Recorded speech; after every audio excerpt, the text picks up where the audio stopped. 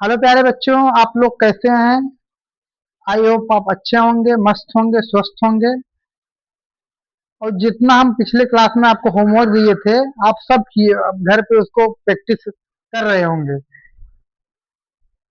आज बच्चों मैं आपके सामने एक नया कन्वर्जन लाया हूँ। पिछले क्लास में जो मैं जितना कन्वर्जन किया था तो मैं वो ऑलरेडी उसको रिवाइज कर चुका हूँ।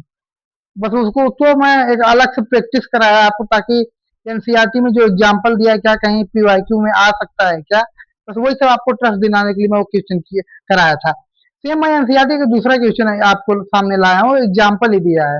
वो एनसीईआरटी का पेज ही आपके सामने खुला हुआ है, बस मैं आपको सोल्यूशन को हाइड कर दिया हूँ।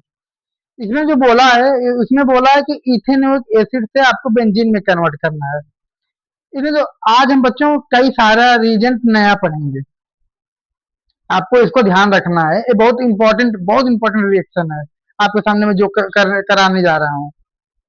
इसमें जो बोला इथेनोइक एसिड, अब इथेनोइक एसिड इसके नाम से ही लग रहा है क्या है, एसिड है। एसिड क्या करता है, बेस से रिएक्शन करता है। देखिए अब यहाँ इथेनोइक एसिड का हम बनाते हैं। इथेनोइक एसिड हुआ, इथेनोइक एसिड में जो इसका हाइड्रोजन है वो क्या है, एसिडिक है। एसिडिक हाइड्रोजन किससे रिएक्ट करेगा, बेस से। हम इसको क्या करते हैं, NaOH से रिएक्शन कराते हैं। पहले हम इथेनोइक एसिड का स्ट्रक्चर बनाते हैं, मतलब दो कार्बन ना, this is the ethanoic acid. अब इसको हम सोडियम से रिएक्शन करते हैं, NaOH से। जब NaOH से रिएक्शन कराएंगे तो इसमें क्या होगा, ए क्या है, बेस है, एसिड है, तो रिएक्शन कराएगा, ये दोनों मिलके वाटर बना के अब यहाँ क्या होगा, sodium salt of carboxylic acid बन जाएगा, CONA। यहाँ माइनस, यहाँ प्लस, सोडियम साल्ट बन गया। इसके बाद दोस्तों आप, ये जो मैं रीजन बताने जा रहा हूँ, ये रीजन आपको बहुत इंपॉर्टेंट है, आप दिमाग में बैठा लेना। अगर हम sodium salt of carboxylic acid को सोडा लाइम से रिएक्ट करवाते हैं, तो उसका जो CO2 ग्रुप होता है वो स्किप कर जाता है, उड़ जाता है। तो जो सोडा लाइम किसका किसका मिक्सचर है, soda lime is the mixture of the calcium oxide and sodium hydroxide. इस चीज को आपको याद रखना है कि यहाँ हम लिख दे रहे हैं soda lime. Soda lime is the mixture of calcium oxide plus sodium hydroxide. इससे जब आप रिएक्शन कराएंगे तो आपको जो प्रोडक्ट बनेगा, ये CO2 स्किप कर जाएगा। जो आपका प्रोडक्ट बनेगा वो CH4 बनेगा। ये चीज आप याद ही रख लेना इसको। ये रिएक्शन नंबर रीजेंट 1 आज का। अब अगला रीजेंट है दोस्तों, अगर हम क्लोरीन का in the presence of UV rays पे हम रिएक्शन कराते हैं तो क्या बनता है, फ्री रेडिकल रिएक्शन होता है। तो हम CH4 पर अगर यहाँ Cl2 और इन द यूवी रेज की प्रेजेंस में रिएक्शन कराएंगे तो क्या, जितने आप ऑर्गेनिक रिएक्शन में जितना भी रिएक्शन आप देखेंगे, अगर वहां लाइट है, ये फिक्स है कि वहां फ्री रेडिकल रिएक्शन ही होगा। अब वो सब्स्टिट्यूशन होगा कि एडिशन होगा, वो डिपेंड करता है कि रीजेंट पे। बट अगर वहां लाइट है तो आप ये मान के चलो, एक चीज मैं सेम बोला था कार्बोकटायन में, अगर आपको ऑर्गेनिक पूरी ऑर्गेनिक केमिस्ट्री में कहीं भी कार्बोकटायन आता है तो आपको इस बात को ध्यान रखना है कि ये रीअरेंज होगा कि नहीं, तभी आपको आगे मूव करना है। ये चीज देख, अगर आप नहीं करोगे तो आप मिस्टेक कर ही सकते हो। अब यहाँ जो प्रोडक्ट बनेगा, यहाँ बनेगा CH3Cl। आज का क्या हुआ, दूसरा रीजेंट हुआ। अब अगला यहाँ से बच्चों हम करेंगे CH3Cl में, अगर हम sodium in the presence of dry ether को यहाँ रीजन डालेंगे तो वुड रिएक्शन के बारे में आप लोग सुने होंगे। नहीं सुने होंगे तो आप आज आप लोग देख लीजिए, यहाँ जब सोडियम और ड्राई ईथर हम डालेंगे, सोडियम ड्राई ईथर, इसको हम वुड रिएक्शन बोलते हैं।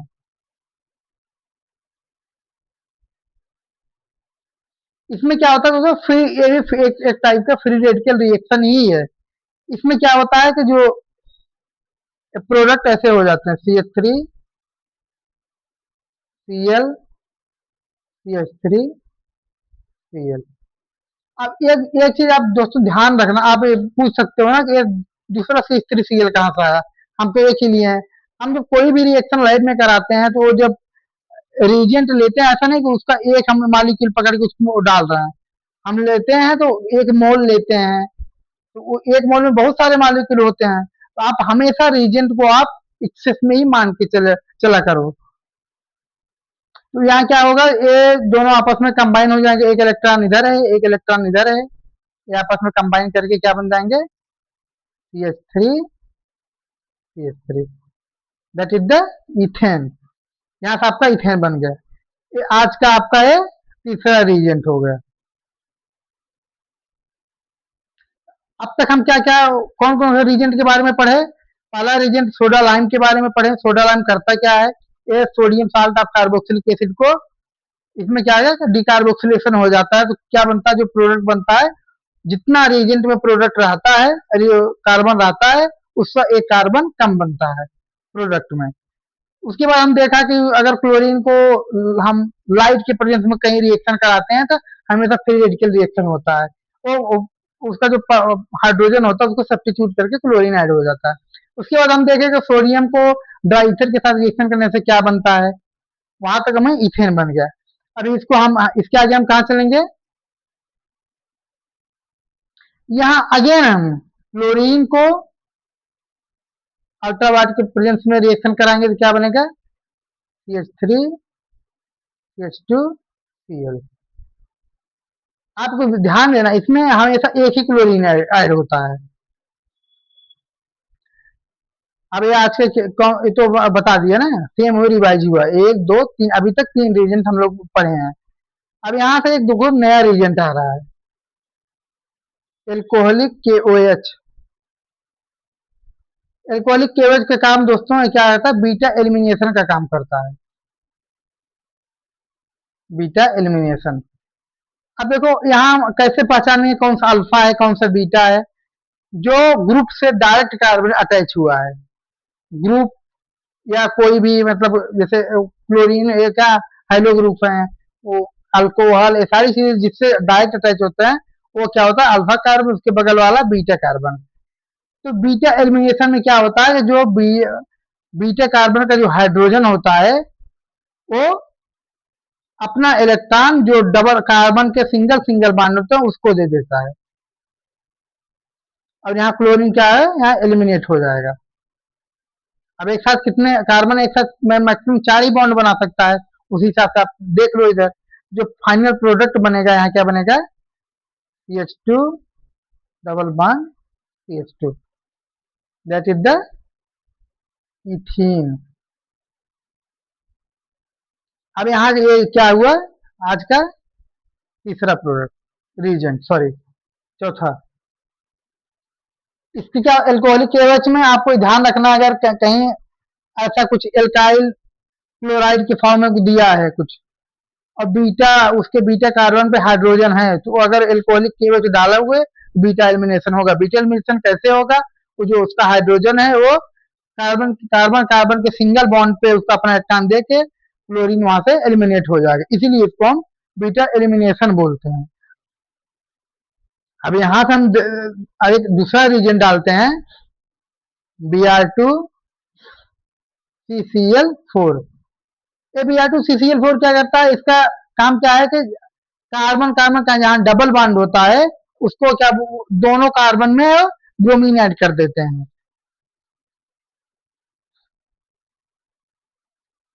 कार्बन कार्बन हो गया, यहाँ Br हो गया, यहाँ Br हो गया। आपको अभी यही याद रखना है कि Br2CCl4 का काम क्या होता है। ये पांचवा आज का रीजेंट हो गया। पहला रीजेंट आपको मैं बता दी, सोडा लाइम हो गया। दूसरा रीजेंट क्लोरीन का हो गया। तीसरा reagent chlorine in the presence of light. तीसरा reagent sodium in the presence of dry ether. चौथा रीजेंट जो आपका है एल्कोहलिक KOH। पांचवा रीजेंट जो है Br2CCl4। अब यहां से क्या होगा, हम अगेन क्या डालेंगे, एल्कोहलिक केओएच। एल्कोहलिक केओएच डालो, क्या होगा, ये क्या हुआ, अल्फा हुआ, ये बीटा हुआ, बीटा पे इसके हाइड्रोजन है तो क्या बनेगा, carbon, bromine, double bond, carbon. इसके बाद दोस्तों हम जो डालेंगे वो क्या डालेंगे, NaNH2। NaNH2 काम क्या है, जहां कार्बन डबल बॉन्ड कार्बन पे कोई हेलो ग्रुप है, अगर आप NaNH2 डालोगे तो क्या बोलता है, उस कार्बन डबल बॉन्ड कार्बन को, ये भी एक टाइप का एलिमिनेशन ही है, बट क्या है कि यहाँ वहां कार्बन कार्बन ये कार्बन कार्बन के बीच सिंगल बॉन्ड था, यहाँ कार्बन कार्बन के बीच डबल बॉन्ड था, इसलिए हमको रीजेंट चेंज करना पड़ा। जो प्रोडक्ट बना क्या बनेगा इधर, कार्बन ट्रिपल बॉन्ड कार्बन। यहाँ क्या बना फाइनली, इथाइन।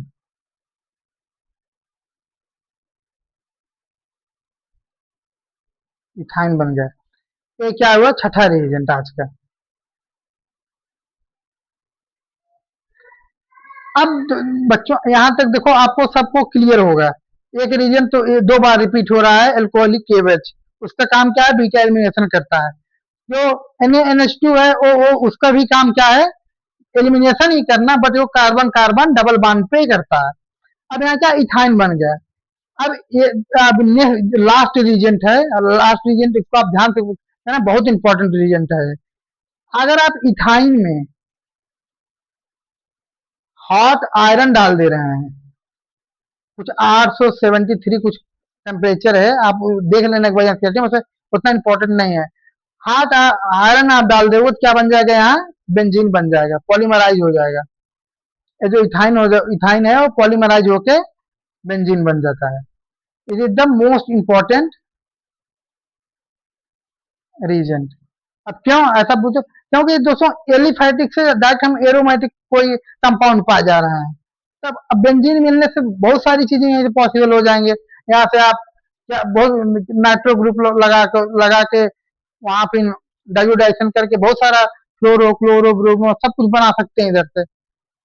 मल्टीपल टाइप का यहाँ रिएक्शन पॉसिबल है, बहुत सारे कन्वर्जन पॉसिबल है। मैं आपको इसका दूंगा भी, होमवर्क भी दूंगा कि आपको कैसे कैसे क्या करना है इधर।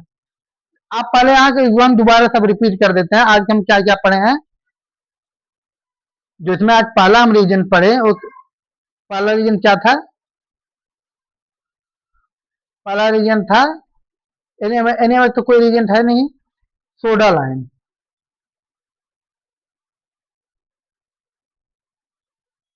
दूसरा रीजन क्या था, सोडा लाइन किसके किसका मिक्सचर है, उसका मैं लिखा हूँ CONaOH का। दूसरा रीजन हम क्या पढ़े, chlorine in the presence of ultraviolet light. तीसरा हम क्या पढ़े, sodium in the presence of dry ether, इसको हम क्या बोलते हैं, वुड रिएक्शन।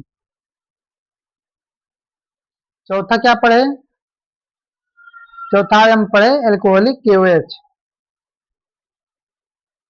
पांचवा क्या पढ़े, Br2CCl4।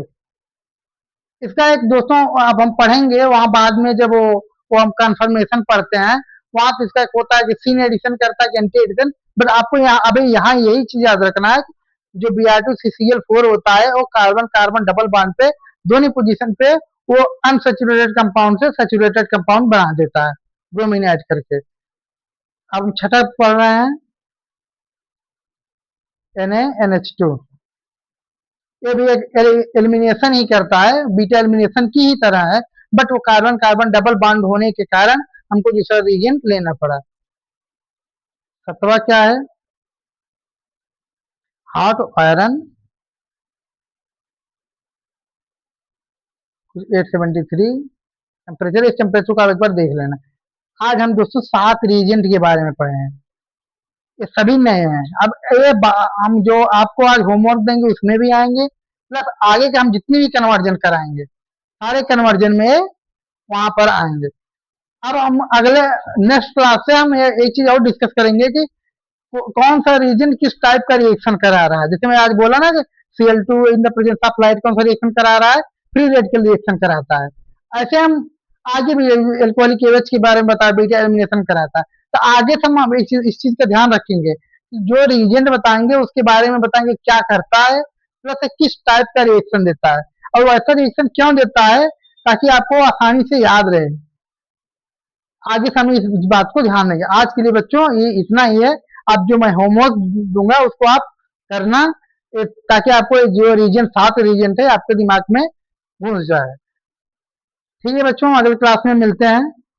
Thank you.